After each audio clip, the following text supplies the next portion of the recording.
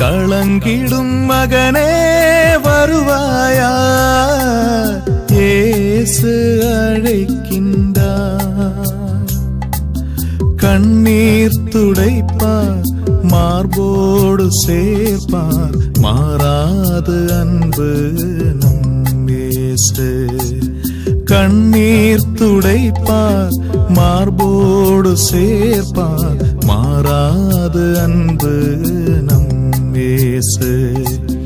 களங்கிடும் மகனே வருவாயா, இயேசு அழைக்கின்றார்.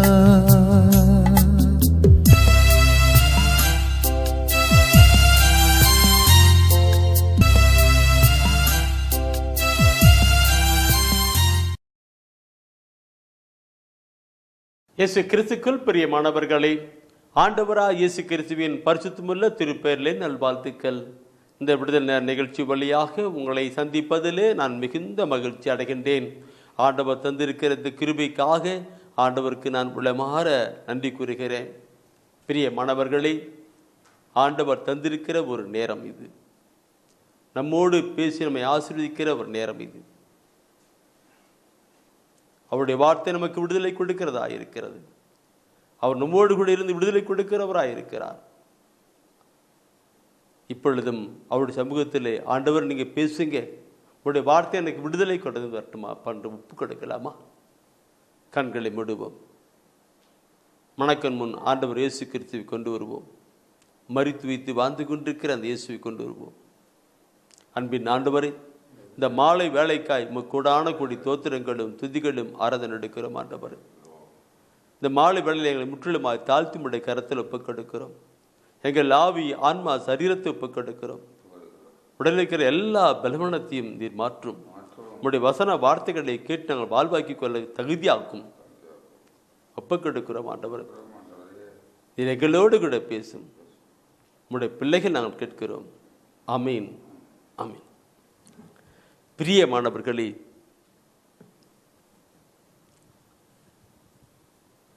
ஆண்டவருடைய வார்த்தை இப்பொழுது கடந்து போய் கொண்டிருக்கிறது.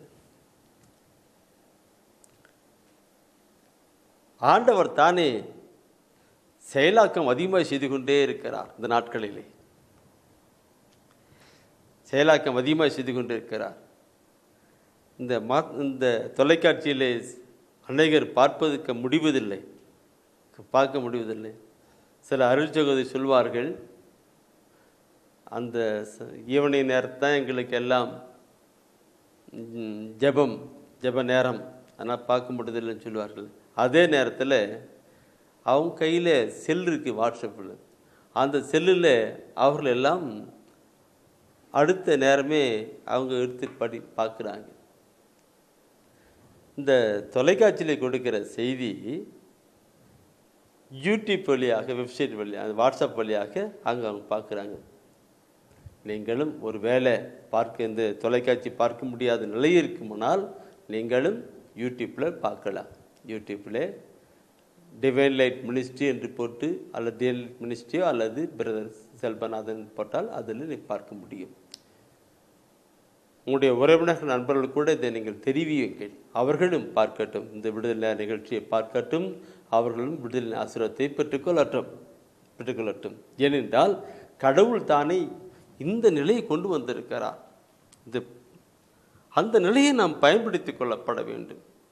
இந்த நாளிலாவது என்று சொல்லுகிற, இந்த நேரத்திலாவது என்று சொல்லுகிற அந்த ஆண்டுடைய திருவுளத்தை, திட்டத்தை நாம் பயன்படுத்தி கொள்ளப்பட வேண்டும். பிரியமானவர்களே, இந்த தொலைக்காட்சி ஊழியத்துக்கு எவ்வளோ பொருளாதார தேவை உண்டு. அத்தனை தேவையும் ஆண்டவர் தானே உங்களைப் போல நல்ல உள்ளங்களிலே பேசி கொடுக்க செய்து வருகிறார். உங்கள் உள்ளத்திலே பேசி கொடுக்க செய்தார். ஒருவேளை உங்கள் உள்ளத்திலே அவர் உணர்த்துவார் என்றால், தூய ஆவிக்குள் உங்களுக்குள் உணர்த்துவார் என்றால், நீங்கள் அவருடைய குரல் ஒலிக்கு செவிசாய்த்தவர்களாய் கடந்து வாருங்கள். அவருடைய குரல் ஒலிக்கு செவிசாய்த்து கடந்து வருவீர்களானால் கடவுள் உங்களை ஆசீர்வதிப்பார். ஆண்டவர் உங்களுக்கு உணர்த்துவார் என்றால் நீங்கள் எங்களோடு கூட தொடர்பு கொள்ளுங்கள். அந்த தொலைபேசி எல்லாம் கொடுத்துருக்கிறாங்க. அந்த தொலைபேசி எங்களோடு கூட தொடர்பு கொண்டு நீங்கள் இந்த உழைத்தை தாங்கலாம். உங்களுடைய பிறந்த நாட்கள், திருமண நாட்களிலே இறை செய்தி மற்றும் குடும்பத்தில் இறந்தவருடைய நாட்களிலே இறை செய்தியை கொடுத்து லட்சக்கணக்கான மக்களுக்கு ஆத்ம உணவு, ஆன்மீக உணவு கொடுத்து அருளியும் ஆசிரியம் பெற்றுக்கொள்வீர்கள். ஏதோ உலகப்பிரமாண உணவு அல்ல, அதுக்கு எல்லாரும் போயிட்டு இருப்பாங்க. ஆனால் இந்த உணவு ஆன்ம உணவு. மனிதன் அப்பத்தினால் மட்டுமன்று ஆண்டு ஒவ்வொரு வார்த்தையிலும் உயிர் வாழ்கிறான் என்கின்ற அந்த உன்னதமான ஆன்ம உணவை கொடுத்து அருளையும் ஆசிரியம் பெற்றுக்கொள்ளுங்கள். இந்த நாளிலும் ஆண்டவர் நமக்கு தருகின்ற செய்தி என் உள்ளத்திலே பாரப்பட்ட செய்திதான். ஏனென்றால் அநேக சகோதரர்கள் என்னிடம் சகோதரிகள் தொடர்பு கொள்ளுகிற பொழுது அவருடைய வாழ்க்கையில் இருக்கிற தடைகளை குறித்தே சொல்லிக் கொண்டிருப்பார்கள். பிரதர், பிள்ளைக்கு திருமணமே ஆகலை பிரதர், வயசாகி போயிட்டே இருக்குது, திருமணமே ஆகலை, தடையாக இருக்குது பிரதர். திருமணம் நடக்கணும், நடக்கலை, ஏன் தடை? பிரதர், திருமணமாகி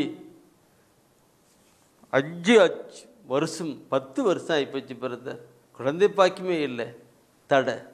குழந்தை பாக்கியம் வரணும், ஆனால் தடை. பிரதர், ஒரு தொழில் செய்யலாம்னு நினைக்கிறேன், ஆனால் பொருளாதாரம் தடையாக இருக்கு பிரதர். இப்படி பலவிதமான நிலையிலே சகோதரிகளோடு கூட தொடர்பு கொண்டு பேசுகிற ஒரு பாரம் என்னை அழுத்தியது. எனவே தான் அப்படிப்பட்ட நிலையிலே வாழ்கின்ற ஒவ்வொரு சகோதரிக்கும் தான் இன்றைய நாட்களிலே இந்த செய்தியை நான் இப்பொழுது தூயாவிலே கொடுக்க விரும்புகிறேன். எரிக்கோவை வீழ்த்துங்கள் என்கிற ஒரு செய்தி தான். எரிக்கோவை வீழ்த்துங்கள் செய்தி தான். என் அன்புக்குறவுகளே, திருமணம் நடக்கணும், திருமணத்தை ஆண்டவர் வைத்திருக்கிறார், ஆனால் தடை. குழந்தை பாக்கியத்தை ஆண்டவர் வைத்திருக்கிறார், ஆனால் தடை. பொருளாதார ஆசீர்வாதத்தை ஆண்டவர் வைத்திருக்கிறார், ஆனால் தடை. இப்படி பல தடைகள் இருக்கிறது. ஆண்டவர் வைத்திருப்பதை பெற்றுக்கொள்வதற்கு தடையாக இருக்கிறது என்று பார்க்கிற பொழுது என் உள்ளத்திலே எரிக்கோவை குறித்து நான் சிந்தி பார்த்தேன். அதுதான் வீழ்த்துங்கள் என்று, எரிக்கோவை வீழ்த்துங்கள் என்கிற ஒரு செய்தியை தூயாவிலே உங்களோடு கூட நான் வைத்துக் கொள்ளுகிறேன். யோசுவா புத்தகம் 6ஆம் அதிகாரத்தினை பார்ப்பீர்கள் என்றால் அந்த 1-2 வசனம் சொல்லிக் கொடுக்கிறது. அந்த இஸ்ரேல் மக்களுக்காக இஸ்ரேல் மக்கள் போவதை பார்த்து அவங்க பயப்பட்டு எல்லாம் மூடிட்டு இருக்கிறாங்க. யோசுவா புத்தகம் 6ஆம் அதிகாரம், யோசுவா புத்தகம் 6ஆம் அதிகாரத்திலே பார்க்கிற பொழுது இஸ்ரேல் மக்களுக்கு அஞ்சி எரிக்கோ இறுக்கமாக அடைக்கப்பட்டது, ஒருவரும் வெளியே வரவும் இல்லை, உள்ளே போகவும் இல்லை. ஆனால் அந்த 2வது வசனத்திலே பார்க்கிற பொழுது அங்கே கடவுள் அங்கே சொல்லுகிற பார்க்கணும். கடவுள் யோசுவாவிடம், பார், எரிக்கோவையும் அதன் மன்னனையும் அதன் வலிமை மிக்க போர் வீரர்களையும் உன் கையில் ஒப்படைத்து விட்டேன் சொல்றார். என் அன்புக்குரிய சகோதரமே, திருமண காரியம் உனக்கு வைக்கப்பட்டது, ஆனால் அது வராதபடியாக, அது பெற்றுக்கொள்ள முடியாத தடை இருக்கிறது. குழந்தை பாக்கியம் வைக்கப்பட்டிருக்கிறது, அது வராதபடி தடையா இருக்கிறது. ஆண்டவர் சொல்லுகிறார், உனக்கு திருமண காரியத்தை வைத்து விட்டேன், இந்த நாளிலே உன் திருமண காரியத்தை வைத்துவிட்டேன், குழந்தை பாக்கியத்தை வைத்து விட்டேன், உனக்கு கடற்பிரச்சனை நீக்கும்படியாக செய்து விட்டேன் என்று ஆண்டவர் சொல்லிக் கொடுக்கிறார். உன் கையில் ஒப்படைத்து விட்டேன் என்று அந்த 2ஆம் வசனத்தினுடைய கடைசி பதிப்படும், உன் கையில் ஒப்படைத்து விட்டேன் என்று. உனக்கு அது அப்படின்னா நம்முடைய வாழ்க்கையில கொடுத்து விட்டேன் என்ற அர்த்தம். அந்த தடையா இருப்பது நீங்கணும், தடையா இருப்பது நீங்கணும். அந்த தடையா இருப்பது நீங்குவதற்கு அந்த எரிக்கோ கோட்டை, அதாவது எரிக்கோ நகரம், அந்த எரிக்கோ நகரை சுற்றி பெரிய ஒரு கோட்டை, அந்த கோட்டைக்குள்ளே போகக்கூடாதபடி எல்லாம் கோட்டை, அந்த கோட்டைக்குடைய கதவு எல்லாம் போட்டிருக்காங்க, போக முடியல. அதை நாம் அனுபவிக்கணும், பெற்றுக்கொள்ளணும். ஆண்டவர் சொல்லுகிறார், அதை உனக்கு வைத்து விட்டேன் சொல்லுகிறார். அந்த நாட்டில் இருக்கிற எல்லா மக்களையும், அந்த போர்களையும், அது எல்லா நகத்தையும் உனக்கு கொடுத்து விட்டேன் என்று சொல்லுகிறார். ஆனால் கோட்டை தடை இல்ல. அந்த கோட்டை கடந்து போகணும். எப்படி போகணும்? அதுக்கு ஆண்டவர் சொல்லிக் கொடுக்கின்ற கருத்துக்களையும் அங்கே நாம் பார்க்கிறோம். அது அப்படியே நீங்கள் அந்த 6ஆம் அதிகாரத்தை அப்படியே நீங்கள் படித்தனாக்கா அந்த கோட்டை சுவர் உடைஞ்சு கடந்து போகிறத பார்க்க முடியும். அதில் நான் என் அன்புக்குறளே, நான் அந்த தூய ஆவியான உணர்த்து என்று பார்க்கிற பொழுது 5 விதமான முறைகளை அவர்கள் பயன்படுத்தியிருக்கிறார்கள். 5 விதமான முறைகளை அந்த யோசுவா பயன்படுத்தியிருக்கிறார். யோசுவா அந்த மக்களை பயன்படுத்தி செயல்பட்டு கொண்டிருக்கிறார்.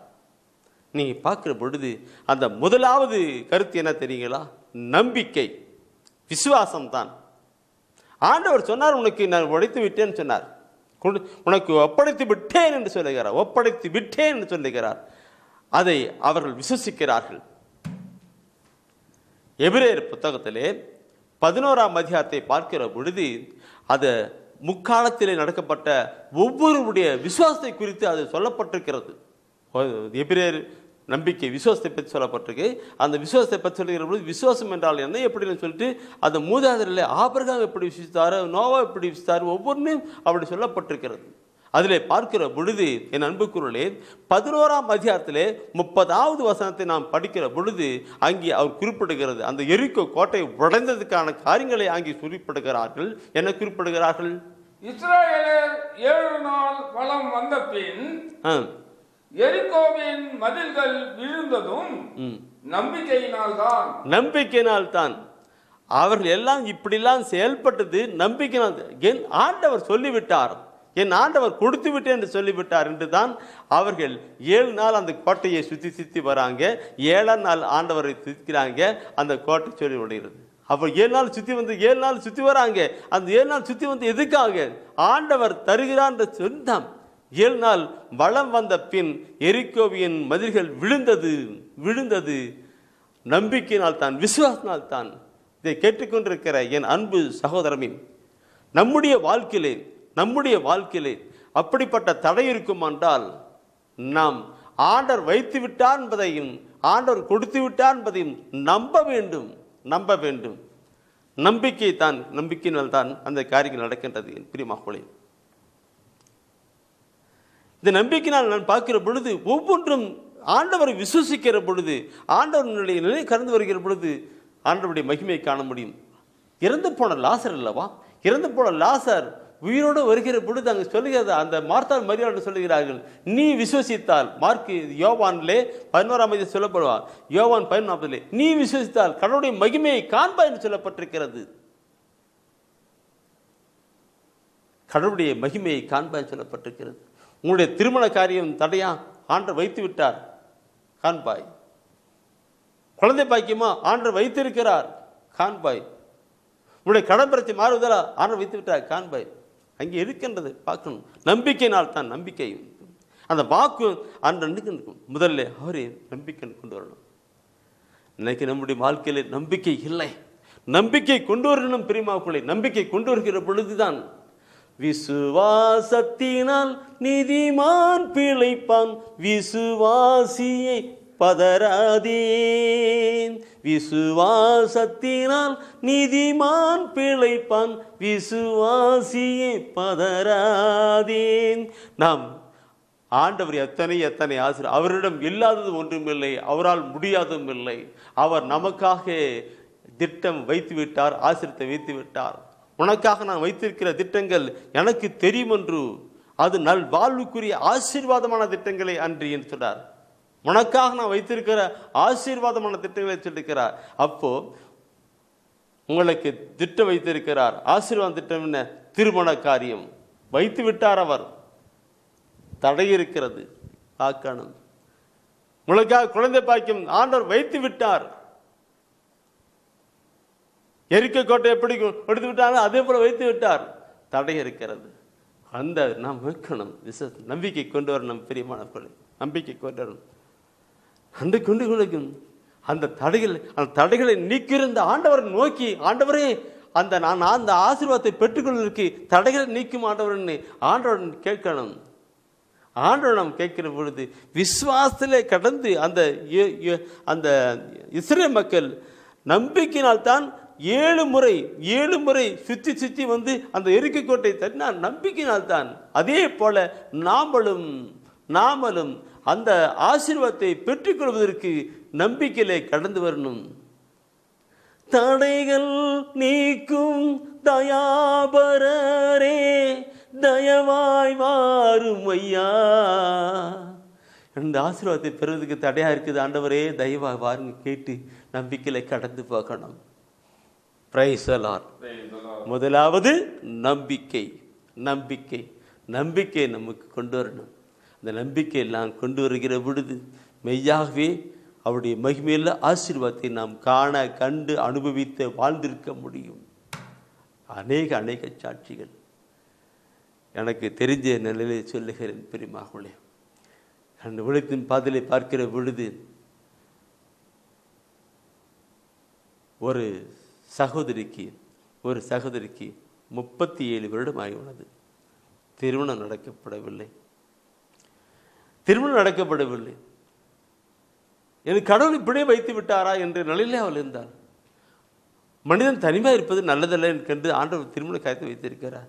அந்த சகோதரி உள்ள ஒரு நாள் அப்படியே கணிச்சு, நீ கேளுங்க, ஆண்டவர்கிட்ட கேளுங்க, உங்களுக்குன்னு ஒரு காலத்தை நேரத்தை அவர் வைத்திருப்பார், தடை வைத்திருப்பார். ஆண்டு வைத்து விட்டார், எடுக்கணும்னு சொல்லிட்டு கொஞ்ச நேரம் அவர்களோடு கூட கவுன்சிலிங்கோட இறைவசன வார்த்தைகளோடு கூட பயிர்ந்து கொண்டேன். அந்த சகோதரியில் கூட நம்பிக்கை வைத்தது. என் அன்புக்குறவுகளே, அந்த நம்பிக்கை அவள் ஆசீர்வாதத்தை பெற்றுக்கொள்ள செய்தது.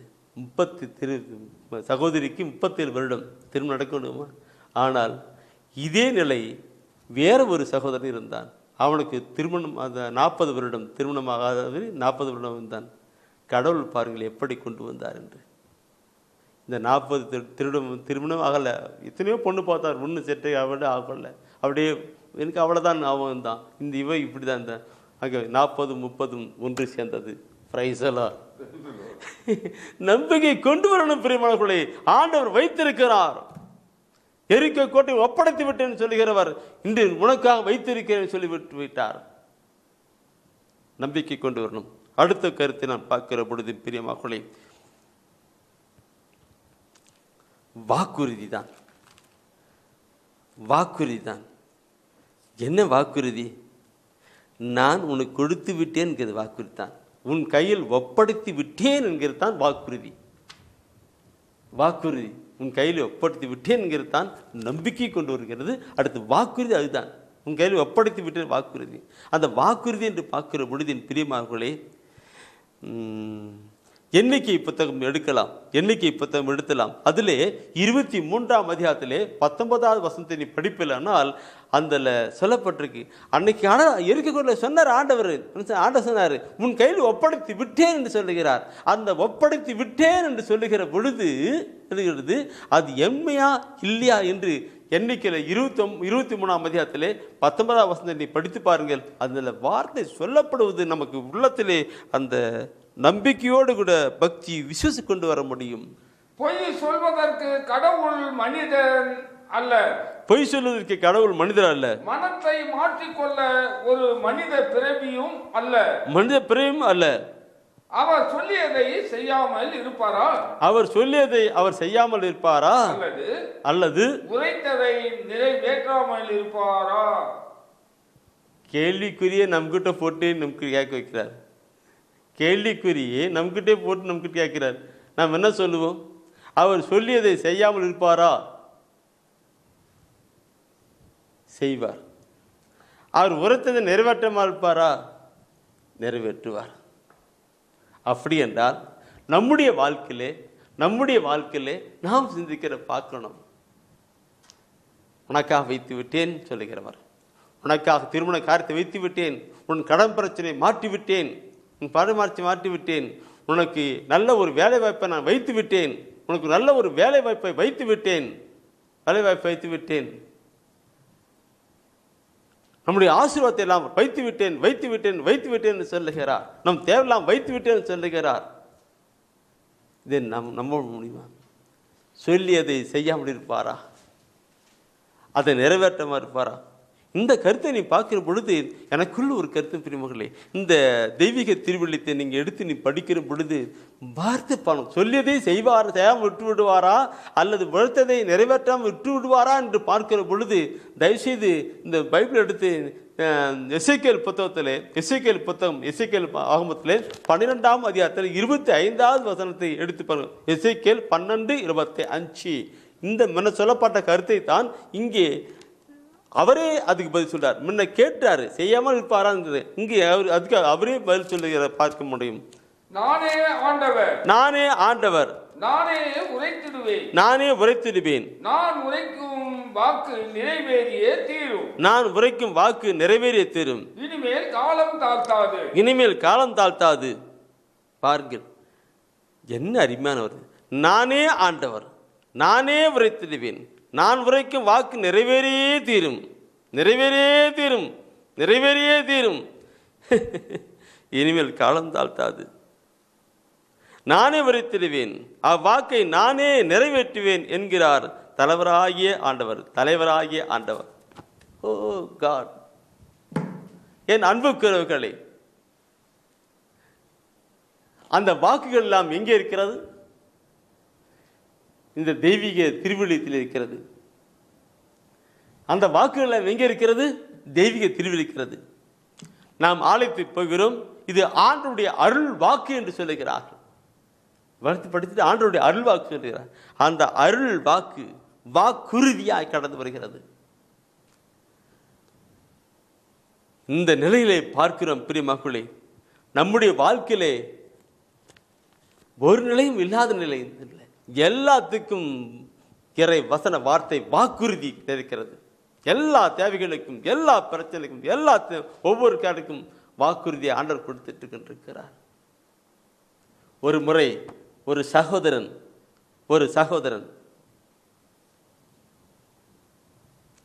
அவருக்கு ஏற்றால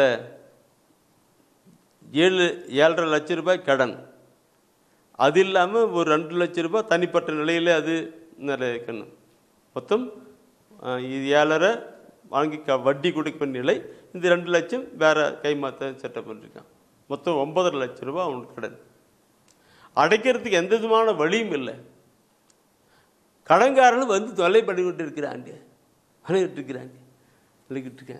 ஒரு நாள் அந்த சகோதரன் கார்மேல் தியான ஆசிரமத்துக்கு வந்திருந்தார். அங்கே இறைவசன வார்த்தையும் கேட்டார். இனச்சட்டத்தில் 28ஆம் அதிகாரம் 12 சொல்லுகிறது, நீ அநேகருக்கு கடன் கொடுத்து நீ யாரிடம் கடன் வாங்காது இருப்பாய் என்ற ஒரு வார்த்தை இருந்தது. அது கடவுள் கொடுக்கப்பட்ட வாக்குறுதி. நீ அநேகருக்கு கடன் கொடுத்து யாரும் கடன் வாங்க இருப்பான், அது வாக்குறுதி. அந்த வாக்குறுதி நிறைவேற வேண்டும் என்றால் அதுக்கு இனச்சட்டத்தில் 22ஆம் அதிகாரத்தில் 12ஆம் வசனம் அவர் சொல்லப்பட்டிருக்கு. ஆனால் முதல் வசனம் பார்க்கிற பொழுது சொல்லப்படும், இன்று கடவுள் அளிக்கின்ற அவருடைய குரல் ஒலிக்கு செவி கொடுத்து அதன்படி நடப்பா என்றால், அவர் திருச்சட்டத்துக்கு கீழ்ப்படி நடப்பா என்றால் இந்த ஆசீர்வாதம் இந்த தம்பி இந்த இறைவசன வார்த்தையை கேட்டு அப்படி விசுவாசி கொண்டான். வாக்குறுதியை நம்பினான். என் அன்பு கூறுகளே, வாக்குறுதி என்றான். அதற்கான வழிமுறைகள் நான் சொல்லிக் கொடுத்தேன், எப்படியெல்லாம் செய்ய முடியும். செய்தான். 7.5 + 2 9, 11 மாதத்துக்குள்ளாகவே எல்லாம் கடன் தீர்ந்து விட்டது. கடவுள் செய்தார். அவன் தடைகள் நீக்கி போட்டார், எரிக்கவை உடைத்து போட்டார், எடுக்க வீழ்த்தினான். எடுக்கப்பட வேண்டியதை எடுத்துக்கொண்டான், வாக்குறுதியை பெற்றுக்கொண்டான். இதை கேட்டுக்கொண்டிருக்கிற என் அன்பு சகோதரமே, ஆண்டுடைய வார்த்தையிலே நான் நம்பிக்கை கொள்ளப்பட வேண்டும். எரிக்கை கோட்டை விட நம்பிக்கை கொள்ளப்பட வேண்டும். அதே போல அவருடைய வாக்குறுதி எல்லாம் இதில் சொல்லப்பட்டிருக்கிறது. அவர் வாக்குறுதி, அந்த வாக்குறுதி சொல்லி நாம் விசுவாசத்தோடு கூட நம்பிக்கையோடு கூட நாம் ஜெபிக்கிற பொழுது அந்த வாக்குறுதி நிறைவேறுதான் இருக்கிறது. இந்த நாளிலும் இயற்கை கோட்டை போல உங்களுடைய வாழ்க்கையில தடை இருக்கிறதா? ஆசீர்வாதம் பெற்றுக்கொள்ள முடியாதபடி இதோ தடை, சூழ்நிலை, தடையா இருக்கிறதா? ஒப்புக்கொடுங்கள், ஒப்புக்கொடுங்கள். எரிகோ நகர், அதில் இருக்கிற மக்கள், அதில் இருக்கிற எல்லா காரியங்களையும் ஆண்டவர் இஸ்ரேலுக்காக ஒப்படைத்து விட்டார். ஆனால் உள்ளே போக முடியாதபடி தடையாயிருக்கிறது. எரிகோ கோட்டை தடை. அந்த கோட்டை கதவுகள் பூட்டப்பட்டு அடைக்கப்பட்டிருக்கிறது. இஸ்ரேல் மக்களுக்காக ஒப்படைத்து விட்டார் ஆண்டவர். ஆனால் தடையா இருக்கிறது. அந்த கோட்டையை உடைப்பது எப்படி? கதவுகளை உடைப்பது எப்படி? உள்ளே போய் சென்று எப்படி எடுப்பது என்று பார்க்கிற பொழுது யோசுவாவோடு கடவுள் நடக்கின்ற அருமையான கருத்து தான். யோசுவா பத்தத்திலே பார்க்கிற பொழுது அந்த 6ஆம் அதிகாரத்தில் அப்படியே கருத்து வந்துகிட்டு இருக்கும். தடைகளெல்லாம் நீக்கி போடுகிற பொழுது அந்த கருத்தில் இருக்கும். அதிலே 5 விதமான கருத்துக்களை நாம் சிந்திக்க முடியும். கடவுள் வைத்து விட்டார். அது எடுப்பதற்கு, அந்த கோட்டை சுவரை உடைத்து கடந்து போவதற்கு, அனுபவிப்பதற்கு அந்த யோசுவா பயன்படுத்தின வழிமுறைகளை பார்க்கும்போது 5 காரியங்கள். முதலாவது விசுவாசம். இரண்டாவது வாக்குறுதிகளை பற்றி கொள்ளுதல். வாக்குறுதி மேலே நம்பிக்கையும் பற்றுறுதியும். அதை குறித்து தினத்தில் நான் சொல்லுகிற பொழுது மனசாட்சிப்பட்டு நான் பேசிவிட்டேன். எல்லாம் உணர்ச்சி வசம் என்றால் தூய ஆவிக்குள் தான் உணர்ச்சிப்பட்டேன். பேசுகிற பேச்சில் என்னையோ என் நிலையோ உணர்த்தி செல்வதில்லை. எல்லாம் அவருடைய மகிமைக்காகத்தான். என் அன்புக்குறவுகளே, வாக்குறுதிகள் அனைத்தும் இதில் கொடுக்கப்பட்ட வாக்குறுதிகளை நம்பி கடந்து செயல்படுகிற பொழுது அது நடக்கும். நான் சொன்ன வார்த்தை நிறைவேறிய தீரும் என்று சொல்லுகிற கருத்து மட்டும் நடத்தி கொண்டிருக்கிறது. அதுதான் ஆண்டவர் எரிகோ நகரை ஒப்படைத்து விட்டேன் என்று சொல்லுகிறார். அந்த கோட்டை சுவரெல்லாம் உடைந்து போய் அவள் உழைப்பு எடுக்கிறார்கள். அதே போல நம்முடைய வாழ்க்கையிலும் ஆண்டவர் தருகின்ற காரியங்களை பார்க்கணும். ஏசியா புத்தகம் 45ஆம் அதிகாரத்திலே 2-3 வசனத்தை நீங்கள் எடுத்து அந்த பார்ப்பில். ஆனால் அந்த எரிகோ கோட்டை உடைந்து கடந்து சென்று எடுத்தது போல நாமளும் எடுக்கக்கூடிய வழியிலே ஆண்டவர் நமக்கு கொடுக்கின்ற வாக்குறுதிகளாக இருக்கிறது. நான் சில வேலைகளில் சில சகோதரிகள், பிரதர், என்னுடைய வேலை வாய்ப்பு தடையாக இருக்கிறது, என்னுடைய தொழிலில் தடையாக இருக்கிறது, நான் போகிற நிலையிலே என் வேலை பார்க்க போகிறேன், அதுக்காக சொல்லி ஜெபம்னு சொல்லுவாங்க. நான் சொல்லுவேன், ஏசியா புத்தகம் 45ஆம் அதிகாரம் 2-3 வசனத்தை சகோதரி படி. அந்த வார்த்தையை விசுவசி, அந்த வார்த்தையை சொல்லி ஜெபி, அது நடக்கும் என்று சொல்வேன். என் அன்புக்குரியவர்களே, ஏசியா 45 அதிகாரம் 2-3 வசனத்தை நாம் இப்பொழுதும் கூட எடுத்து நாம் படிக்கலாம். இந்த ஏனென்ற படிக்கிற பொழுதே இதை கேட்டுக்கொண்டிருக்கிற என் அன்பு சகோதரமே, உங்களுடைய வாழ்க்கையிலே திருமணம் என்ன தடையா இருந்தாலும் அதையெல்லாம் அடிச்சு உடைச்சு போடுகிறவர் தான். உனக்கா வைத்திருக்கிறதை கொடுக்க போறது தான். அவர் எடுக்கலாம், படிக்கலாம். நான் உனக்கு முன்னே சென்று குன்றுகளை சமப்படுத்துவேன், செப்பு கதவுகளை உடைத்து இரும்பு தாழ்பால்களை தகர்ப்பேன். இருளில் மறைத்து வைத்துள்ள கருங்குலையும் உதாரணம் பார்க்கணும். இருளில் மறைத்து வைத்துள்ள கருங்குலைகளையும் அன்று எரிகோ கோட்டை சோறுக்குள்ளாக எல்லாரும் அங்க அரசன் எல்லாம் மக்கள் எல்லாம் அப்படியே உள்ள இருக்கிறாங்க. மறைத்து வைத்திருக்கிற காரியங்களையும், மறைவிடங்களில் ஒளித்து வைத்த புதையல்களையும் உனக்கு நான் தருவேன். சொல்லி உன்னை அழைத்த இஸ்ரவேலின் கடவுளாகிய ஆண்டவர் நானே என்பதை நீ அறியும்படி இதை செய்வேன் சொல்லுகிறார். உனக்காக ஆண்டவர் வைத்திருக்கிற காரியம், மறைவிடத்தில் வைத்திருக்கிற காரியம், ஒழித்து வைத்திருக்கிற காரியம் எதுவா இருந்தாலும் அதை உனக்கு நான் தருவேன் என்று சொல்லுகிறார். என்ன வசன வார்த்தைகள் பிரியமானவர்களே! நம்முடைய வாழ்க்கையை பார்க்கணும். இந்த நாடுகளே என் அன்பு சகோதரமே, அற்புதத்தை நீங்கள் பெற்றுக்கொள்வீர்கள், அதிசயங்களை நீங்கள் பெற்றுக்கொள்வீர்கள். வசனத்தை சொல்லி நீங்கள் செபிக்கணும். ஆண்டவரே, எனக்காக வைத்திருக்கிற காரியங்களை எனக்கு கொடுங்க ஆண்டவரே, தடைகளை நீக்கிறவரே மாற்றி போடுங்கன்னு கேட்டு கடிஞ்சு வரணும். வாக்கு தத்தம் கொடுத்திருக்கிறார், வாக்கு கொடுத்திருக்கிறார், வாக்கு கொடுத்திருக்கிறார். வாக்கு கொடுத்தவர் மாறாதவர். உனக்காக வைத்து போட்டு ஆசீர்வாதம் உனக்கு கண்டு வந்து சேரும். என் அன்புக்கிறவர்களே, நாம் வாக்குறுதிகளை பற்றி கொண்டு ஜீவிக்கப்பட வேண்டும்.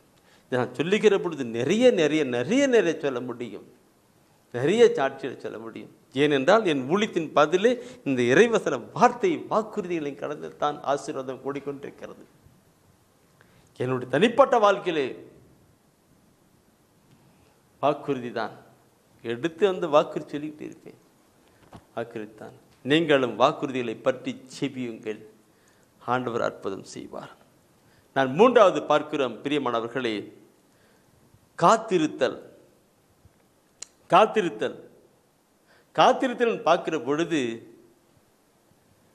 உடனே அந்த 7 நாள் அதாவது ஒவ்வொரு ஆண்டு சொல்றாங்கட்டுக்கு 7 நாள் 6 நாட்கள் சுத்திட்டு வாங்க, 6 நாள் கோட்டையை சுத்திட்டு வாங்கன்னு. அப்படி எல்லா மக்களும் அப்படியே கோட்டை சுத்திட்டு வந்துட்டு இருக்கிறாங்க. 6 நாள் 7ஆம் நாள் சுத்திட்டு வராங்கட்டு. இப்படி ஒவ்வொரு முறை சுற்றும் பொழுதெல்லாம் எப்படி இருந்திருக்கும்? இஸ்ரேல் மக்கள் எப்பயுமே முறுமுறுக்கிறவர்கள் தான். மோசே வழி நடத்திட்டு இருந்தார், அப்போ முறுமுறுத்து. அடுத்து யோசு வந்துட்டு இருக்கிறார், எப்போ அவங்களுடைய பண்பாடு முறுமுறுக்கிறவங்க தான். அந்த முறுமுறுத்தினால்தான் தான் நிறைய ஆசீர்வாதத்தில் இழந்து போனார்கள், பாவத்துக்கு உண்டானார்கள், ஆண்டுடைய கோபத்துக்கு உண்டானார்கள், நிறைய இழப்புக்கு உண்டானார்கள் என்று நான் தெய்வீக திருவிழா சொல்லுகிறது. முறுமுறுப்பு. நாங்கள் அந்த எகிப்தில் இருந்துச்சுனாக்கே நல்லா சாப்பிட்டு அப்படி இருந்திருப்போம். ஆனால் இங்கே வந்து மனாந்தரத்தில் கொண்டாந்து எங்களுக்கு கொடுமைப்படுத்திட்டு இருக்கிறாரு. முறுமுறுப்பு. நாங்கள் அங்கே இருந்தால் நல்லா தண்ணி குடிச்சிட்டு இருப்போம், இங்கே தண்ணி இல்லை, ஒன்றும் இல்லைன்னு முறுமுறுப்பு. அங்கேருந்து நல்ல நல்ல சாப்பாடெல்லாம் சாப்பிட்டு இருப்போம் என்று பல நிலையில் முறுமுறுப்பு. அப்படி இருக்கும்போது அந்த எரிக்கை சுற்றி 7 நாள் அவங்க காத்துக்கணும் முடியுமா? அவங்க ஏதாவது முறுமுறுத்திருப்பாங்க. ஆனால் இயேசு அங்கே சொல்லுகிற வார்த்தையை பார்க்கணும். இயேசு அங்கே சொல்லுகிற அந்த மக்களை பார்த்து சொல்லுகிற வார்த்தையை பார்க்கணும். 6ஆம் அதிகாரத்திலே 10வது வசனம் சொல்லுகிறத பார்க்கணும். யோசுவா மக்களை நோக்கி, யோசுவா மக்களை பார்த்து, நான் சொல்லும் நாள் வரை நீங்கள் ஆரவாரம் செய்யாமலும், நான் சொல்லும் நாள் வரை நீங்கள் ஆரவாரம் செய்யாமலும், யாரோர் ஓசை எழுப்பாமலும், எந்த ஒரு ஓசை எழுப்பாமலும், யாரோர் ஓசை எழுப்பாமலும் இருங்கள். உங்கள் வாயில் நின்று ஒரு வார்த்தையும் புறப்படலாகாது. வாயை மூடிக்கிட்டு கம்பன் இருக்கணும் ஐயா.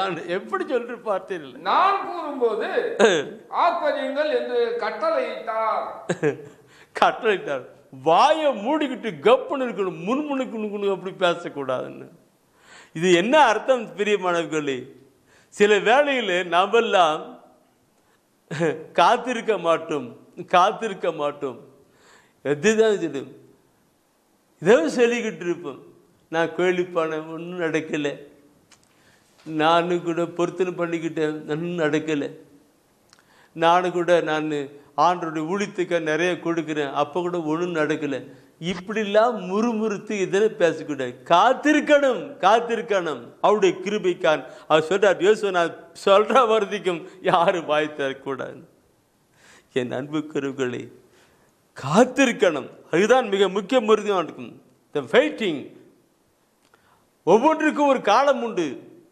விதைப்பதற்கு ஒரு காலம் உண்டு, அறுப்பதற்கு ஒரு காலம் உண்டு. அதே போல ஆணுடைய ஆசீர்வாதத்தை பெற்றுக்கொள்வதற்கு ஒரு காலம் உண்டு. அவர் நமக்கு வைத்திருக்கிறார், ஆனால் அதை பெற்றுக்கொள்வதற்கு ஒரு காலம் நேரத்தை அவர் குறிப்பிட்டிருக்கிறார். இன்னைக்கு குழந்தை வைத்திருந்தாக்க, இன்னைக்கு குழந்தை பிறகுனாக்க இன்னைக்கு நாளை பறக்கிறது கிடையாது. அதுக்கு 10 மாதம் இவ்வளோ வயிற்றுலேருந்து பார்த்து பிறக்குது.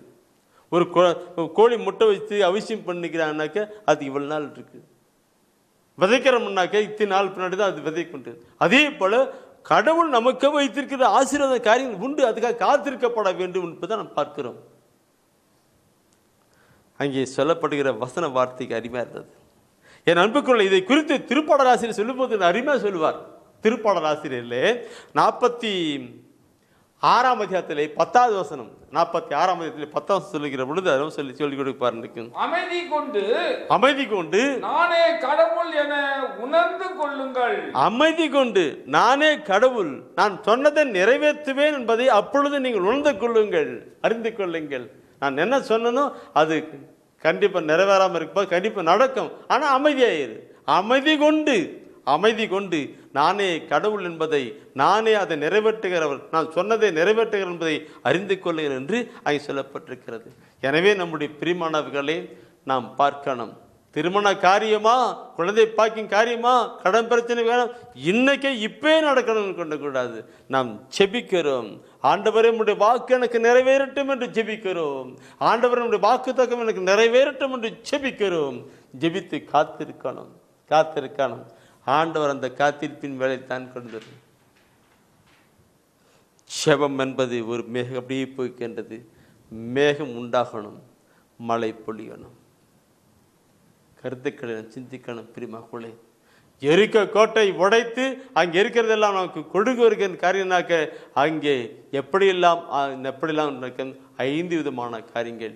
முதலாவது நாம் பார்த்தோம் பிரிமானவர்களே, ஆண்டுடைய வார்த்தை கொடுக்க உட்பட்டின நம்பிக்கை நமக்கு வேண்டும், நம்பிக்கை வேண்டும். இரண்டாவது வாக்குறுதிகளை பற்றி கொள்ளுகிற காரியங்கள் வேண்டும், வாக்குறுதிகளை பற்றி கொள்ளுகிற காரியங்கள் வேண்டும். மூன்றாவது பார்த்தோம் பிரிமானவர்களே, ஆண்டவருடைய வாக்குறுதி நிறைவேறுவதற்காக நாம் காத்திருக்கப்பட வேண்டும். ஆண்டவர் சொன்ன வாக்கு நம்முடைய வாழ்க்கையில் நிறைவேறப்படுவதற்காக நாம் காத்திருக்கப்பட வேண்டும் என்று. Praise the Lord. என் ஒவ்வொன்றும் பார்க்கணும் பிரியமானவர்களே. இது நான் கருத்தில் சொல்கிற பொழுது அந்த யோசுவா புத்தகம் அருமையான கருத்துக்கள் எனக்கு சொல்லிக் கொடுத்துருக்கும்.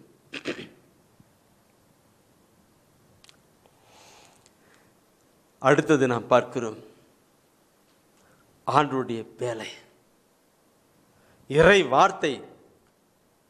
ஆண்டவருடைய வேலை இறை வார்த்தை.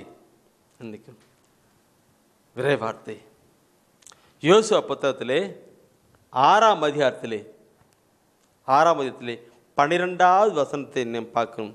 12வது வசனம் எடுக்கணும். 12வது வசனம். யோசுவா அதிகாலையில்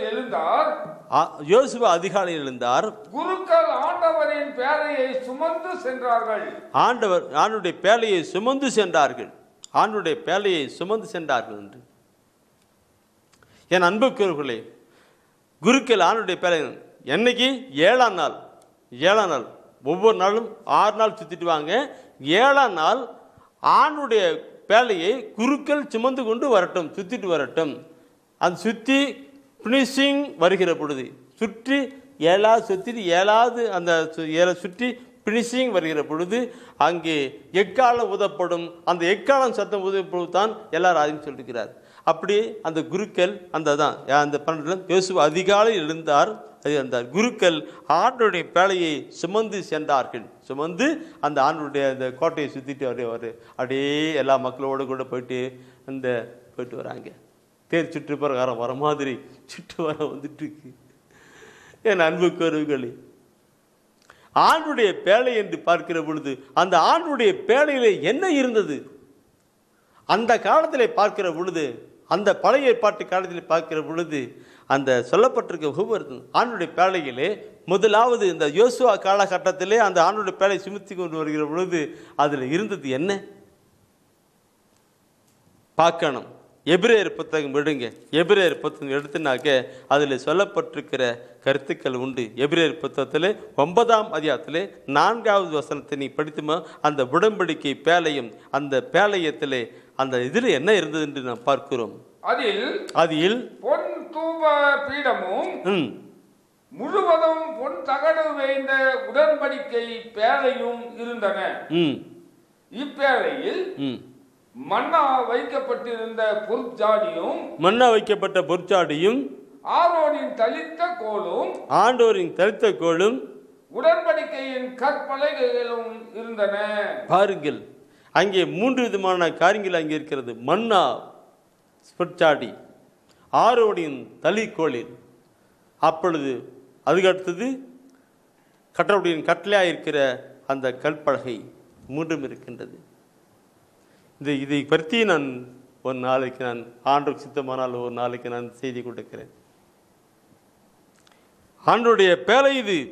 இந்த பேலைக்குள்ளாக இந்த காரியங்கள் இருக்கணும். இருக்கும் பொழுது நடக்கணும். நான் இங்கே கொண்டு வருவது ஆண்டோடைய அந்த பேலையிலே கற்பலகை இருந்தது. பல ஏற்பாட்டில் பார்த்தோன்னா அது கற்பலகை இருந்தது. அந்த கற்பலகையில் என்ன இருந்தது? ஆண்டுடைய திருச்சட்டம் கையில் எழுதப்பட்டது. ஆண்டவர் எழுதப்பட்ட சட்டம் இருந்தது. இன்று இந்த பேலையிலே, இந்த இதயம் என்கிற பேலையிலே ஆண்டுடைய வார்த்தை இருக்கப்பட வேண்டும். என் அன்புக்குறளை பார்க்கணும். அந்த ஆண்டுடைய பேலையை அப்படியே சுற்றி கொண்டு வருகிற பொழுது எரிக்கை கோட்டை விழுந்து பார்க்கிறோம். இதே யோதா நதியில் போகிற பொழுது ஆணுடைய பேலையை அவங்க தூக்கிட்டு போறாங்க, குருக்கள் தூக்கிட்டு போறாங்க.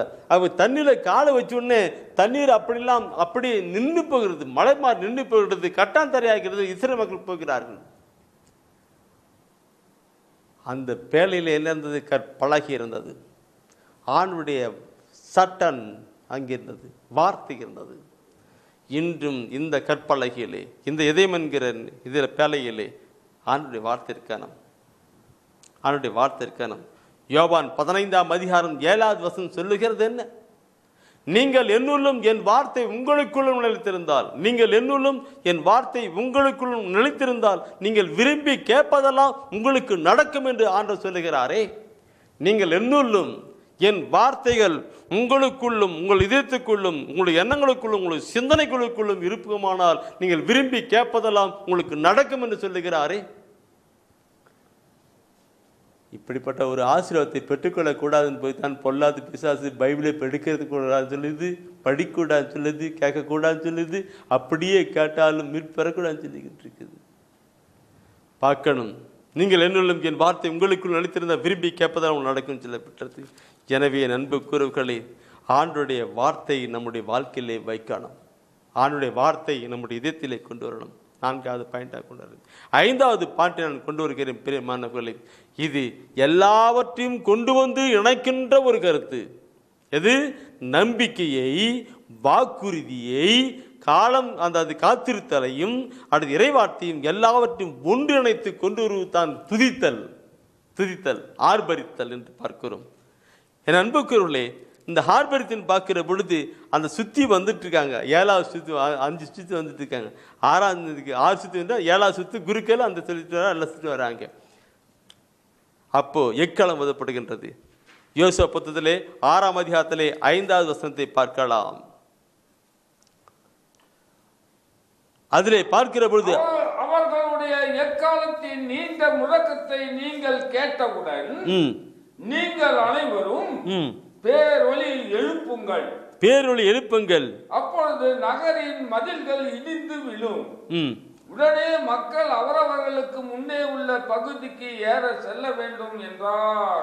அப்படின்னு சொல்லி ஃபர்ஸ்ட்லே அவங்க சொல்லி வைக்கிறார். இன்ஸ்பிரேஷன் எல்லாருக்கும் கூட்டி, மக்கள் எல்லாம் கூட்டி, மக்களே இப்படி செய்யுங்க, இப்படி செய்யுங்க, இப்படி போயிட்டுங்க இன்றைக்கு அப்படியே சிந்திக்கும். அவருடைய எக்காலத்தின் நீண்ட முழக்கத்தையும் நீங்கள் மக்களே நீண்ட முழக்கத்தை கேட்டவுடன் நீங்கள் அனைவரும் பேரொளி எழுப்புங்க. பேரொளி எழுப்புங்க. அல்லேலூயான்னு சொல்லுங்க, தோத்திரன்னு சொல்லுங்க, எழுப்புங்கன்னு சொல்லுங்க. அப்பொழுது நகரின் சுவர்கள் எல்லாம் விழுந்துடும், நீங்க உள்ள போலான்னு சொல்லி கொடுக்கிறாங்க. பேரொழிப்பு. இந்த 5வது வசனத்தை அப்படிப்பட்டோம் அல்லவா? அங்கே அடுத்தது 16வது வசனத்தை எப்படி படிச்சு பார்க்கணும். அது 16வது வசனத்தை தான் இந்த எஃபெக்ட்னு பார்க்கிறோம். 7வது முறை குருக்கள் அப்படியே குருக்கள் அந்த சுத்திட்டு அப்படியே வராங்க. அப்படியே சுத்தி வந்து அது பினிஷிங் ஆகும் பொழுது 7வது முறை வருகிற பொழுது குருக்கள் எக்காலங்களை முழங்குகிற பொழுது யோசுவா மக்களிடம் யோசுவா மக்களிடம், இப்பொழுது ஆரவாரம் செய்யுங்கள், இப்பொழுது ஆரவாரம் செய்யுங்கள், ஏனெனில் ஆண்டவர் உங்களிடம் நகரை ஒப்படைத்து விட்டார். இப்பொழுது ஆண்டவர் உங்களிடம் ஒப்படைத்து விட்டார். ஒப்படைத்து விட்டார். ஆரவாரம் செய்யுங்கள், ஒப்படைத்து விட்டார். என் அன்புக்குரியவர்களே, ஆரவாரம் ஆர்ப்பரியுங்கள், ஆரவாரம் ஆர்ப்பரியுங்கள் என்று இன்றைக்கு பேரொளி எழுப்பு என்று என்ன அர்த்தம்? துதிக்கணும், துதிக்கணும், துதிக்கணும். அப்படி ஆண்டவரை போற்றி துதிக்கணும். அப்படி துதிக்கிற பொழுது அங்கே எல்லா கோட்டை சுவரெல்லாம் உடையும். ஆண்டுடைய ஆசீர்வாதத்தை நம்ம பெற்றுக்கொள்ள முடியும் என்று தான் பார்க்கிறோம். சொல்லி கொடுப்பதை பார்க்கணும். என் அன்புக்குள்ளே எரிக்கோ நகரம், அது நகருக்கிற எல்லா காரியங்களும் நாம் ஆண்டவர் கொடுத்து விட்டார். அதுக்கு பெற்றுக்கொள்வதற்கு என்ன காரியம்னாக்க இந்த 5 காரியங்களும் செய்யப்பட வேண்டும். செய்தார்கள். அதே போல நாமும் நம்முடைய வாழ்க்கையிலே ஆண்டவர் வைத்திருக்கிற ஆசீர்வாதத்தை பெற்றுக்கொள்வதற்கு இந்த 5 காரியங்களும் செய்யப்பட வேண்டும். என்ன தடை இருந்தாலும் அந்த தடையெல்லாம் நீங்கும். அதற்காக நாம் இப்பொழுது கடந்து வரலாம். அதற்காக நாம் இப்பொழுது கடந்து வரலாம். பிரியமானவர்களே, ஒப்பு கிடைக்கலாம். அன்பான இயேசுவுக்கு பிரியமானவர்களே, நமது ஆண்டவர் தடைகளை உடைக்கிற ஆண்டவர். நம்முடைய வாழ்க்கையில் என்னென்ன தடைகள் உள்ளதோ ஆண்டவரை பற்றி ஆண்டவருக்குள் வாழ்வதற்கு, நம்முடைய வாழ்க்கைக்கு தேவையான உதவிகளை பெறுவதற்கு, நம்முடைய குடும்பத்திலே தேவையான உதவிகளை பெறுவதற்கு என்ன தடைகள் உள்ளதோ அந்த தடைகளை உடைத்து எறிகிற ஆண்டவர். அன்று எரிக்கோ கோட்டையிலே துதித்த பொழுது, ஆரவாரம் செய்து ஆண்டவரை துதித்த பொழுது ஆண்டவர் எரிக்கோ கோட்டையை உடைத்தது போல இந்த நாட்களிலே கூட ஆண்டவரை நாம் போற்றுகிற பொழுது, துதியின் மத்தியிலே வாசம் செய்கிற நம்முடைய ஆண்டவரை ஆர்ப்பரித்து துதிக்கிற பொழுது ஆண்டவர் நமக்கு அற்புதங்களை செய்கிறவராய் இருக்கிறார். இந்த நாளிலே கூட ஆண்டவரை துதித்து பாடி, என்னோடு கூட சேர்ந்து ஆண்டவரை துதித்து பாடி நம்முடைய வாழ்க்கையில் இருக்கிற எல்லா தடைகளையும் உடைத்திரும்படியாய் ஆண்டவர் கரத்திலே நம்மை முழுவதும் அர்ப்பணிப்போம். துதி துதி மனமே, துதி மனமே, இயேசுவை துதி மனமே, துதி துதி மனமே, துதி மனமே, இயேசுவை துதி மனமே. துதித்தால் பேய்கள் ஓடிடுமே, துதித்தால் நோய்கள் நீங்கிடுமே, துதித்தால் பேய்கள் ஓடிடுமே, துதித்தால் நோய்கள் நீங்கிடுமே, துதித்தால் சௌக்கியம் கிடைத்திடுமே, துதி துதி துதி மனமே, துதித்தால் சௌக்கியம் கிடைத்திடுமே, துதி துதி துதி மனமே, துதி துதி மனமே, துதி மனமே, இயேசுவை துதி மனமே. துதித்தால் கோட்டைகள் தகர்ந்திடுமே, துதித்தால் கட்டுகள் உடைந்திடுமே, துதித்தால் கோட்டைகள் தகர்ந்திடுமே, துதித்தால் கட்டுகள் உடைந்திடுமே, துதித்தால் விடுதலை கிடைத்திடுமே, துதி துதி துதி மனமே, துதித்தால் விடுதலை கிடைத்திடுமே, துதி துதி துதி மனமே, துதி துதி மனமே, துதி மனமே, இயேசுவை துதி மனமே, துதி துதி மனமே, துதி மனமே, இயேசுவை துதி மனமே. ஆண்டவரே, உம்மை துதிக்கிறோம், போற்றுகிறோம், புகழுகிறோம். ஆண்டவரே, எரிக்கோ கோட்டையை உடைத்தது போல இதோ இந்த நாளிலே கூட ஆண்டவரே உம்மை துதிக்கிற பொழுது, உம்மை ஆராதிக்கிற பொழுது, உம்மை போற்றுகிற பொழுது ஆண்டவரே, இதோ எங்களிடம் இருக்கிற எல்லா தடைகளையும் உடைத்தெறுகிற வல்லவராய் இருப்பதற்காக உமக்கு நன்றி செலுத்துகிறோம். ஆண்டவரே, இதோ இந்த நாளிலே கூட இந்த செய்தி இந்த செய்தி எங்களுடைய தடைகளை, எங்களுக்கு இருக்கிற எல்லா தடைகளையும் உடைப்பதற்காக உமக்கு நன்றி செலுத்துகிறோம் ஆண்டவரே. நாளிலும் கூட இந்த இறை செய்தி ஆண்டவரே கேட்டுக்கொண்டிருக்கிற ஒவ்வொருவருக்கும் இருக்கிற எல்லா தடைகளையும் அகற்றுவீராக ஆண்டவரே. உடலில் இருக்கிற எல்லா நோய்களும் அகன்று போகட்டும் ஆண்டவரே. சமாதான குறைவு இருந்தால் ஆண்டவரே நீர் அகற்ற முடியாது நாங்கள் ஜெபிக்கிறோம் ஆண்டவரே. எல்லா தடைகளையும் உடைத்து போடும் ஆண்டவரே. ஆண்டவரே எனக்கு திருமணம் ஆகவில்லையே என்று இயங்குகிற பிள்ளைகளுக்கு திருமண தடைகளை அகற்ற முடியாது ஜெபிக்கிறோம் ஆண்டவரே. குழந்தை பாகத்தை ஆண்டவரை தாரும் ஆண்டவரே. நன்றி ஆண்டவரே. பிள்ளைகளுக்கு வேலை வாய்ப்பை தாரும் ஆண்டவரே. அதிகாரிகளினால் ஏற்படுகிற எல்லா தடைகளையும் உடைத்திட முடியாது ஜெபிக்கிறோம் ஆண்டவரே. தேவன் துதியின் மத்தியில் வாசம் செய்கிறவர், துதிக்கிற பொழுது எல்லா தடைகளையும் அகற்றுகிறவர். நீர் அப்படி செய்வதற்காய் உமக்கு நன்றி செலுத்துகிறோம் ஆண்டவரே. எல்லா தடைகளையும் உடைத்து எழுதப்பட்டதற்காய் உமக்கு ஸ்தோத்திரம் ஆண்டவரே. நன்றி செலுத்துகிறோம். எங்கள் இயேசுவின் அற்புத நாமத்தில் ஜெபிக்கிறேன் நல்ல பிதாவே, ஆமென். அரியே வாழ்க ஆண்டவரும் உடனே, பெண்களிலே நீர் பேரு பெற்றேரும் மகனும் வாழியவே. பரிசுத்த மரியாயே எங்கள் பரமனின் தாயாரே, பாவிகள் எங்களுக்காய் பரமனை மன்றாடும். இப்போதும் நீர் மன்றாடும், எப்போதும் நீர் மன்றாடும். தீமைகள் நெருங்கையிலே பரமனை மன்றாடும். மரணம் வருகையிலே எம்மை தாங்கும் அம்மா.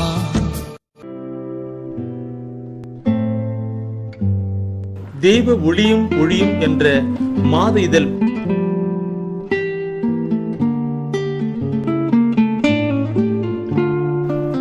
எமது டிவைன் ஊழியத்தின் வழியாக வெளியிடப்படும் தெய்வ ஒளியும் ஒளியும் என்ற மாத இதழ் பெற வேண்டும் என்றால் சரியான முகவரியை அனுப்புங்கள். புத்தகங்கள் அனுப்பி வைக்கின்றோம். எங்கள் ஊழியங்களுக்காக ஜெபியுங்கள். ஆண்டவர் உணர்த்துகின்ற காணிக்கையால் தாங்க.